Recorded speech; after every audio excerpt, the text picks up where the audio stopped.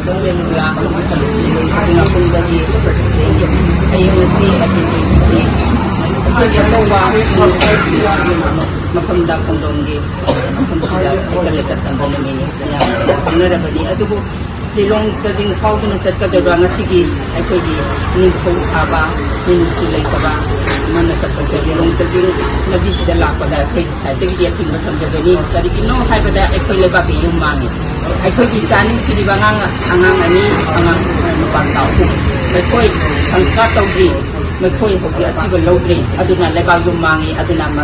matamsada na laykat pa ang yung raw kumito ba ko'y pamde aduna arang sagagita da tuiba dumayna hayeng sukulong pa yan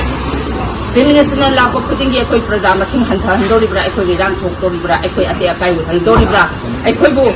soy na ibo ay nabagdam talak bigidor ba kay base ay nilong sa tinggi apun lumayra pa bis ay tigitam din kasi nga magtililong sa tinggi mo gila sa kadol dis ng rong habide kasi na ako'y sa tinggi ating do sa tinggi habide sa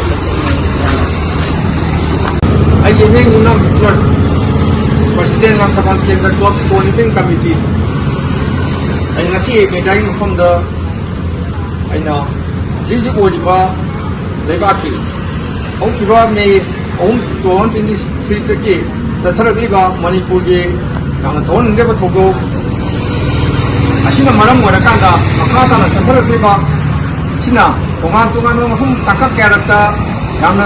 ki aki tujungwe wala ba togo kaya ili dali ba di masa yaw ba taruk hat khaba na hangong na ang kiba Apple ki tang taruk kami tarik kilo na bahingga Rongaw na kukiba kidi ba ngan yaw na niyoy mga anga ani patro matungda magkusang miya na madugi apagi siyan ke kemta nokoy lay na summa tudo holi hadna kusang na ba miya na sangen ma kongjangda siyan pe na noy kapna lay kidraba apagi ilesa hum makoy yaw na sunan matan na holi ba tugo asigi marap leba na asibu na ba asibu lay kaita na Nakaina, nakaisena, lamhen tumi masung pawa pungo tawdana makoy matakta warat pati magi taptapa thunang amta lokotana sahi hum sumna ngasi bole leba asida laweba 2020 April ki tam tulungdoi senga ba thobu singi numit pai pu singi bomda ngasi ki lenga pasina hai makoy bomda lei katkani hana thawangi base pai matik cha da ba ngasi lenga pasina sida toiba Mong ase pwede mo matik sa dabani makoy atobusing like na mapamda like pa ba sa pwede makoy je matik sa daw music ni adna ko na hobi paikal diba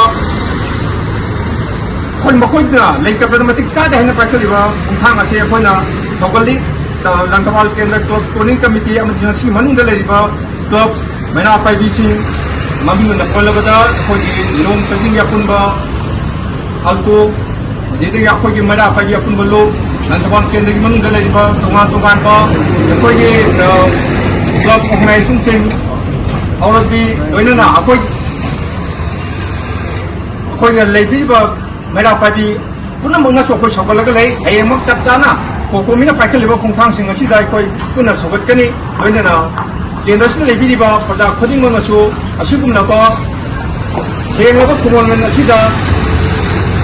Matik cadra basina, lei katwa, dapat saya aku catatan, tidak mau tahu, macam mana saya ngomong sini yang pun terjadi.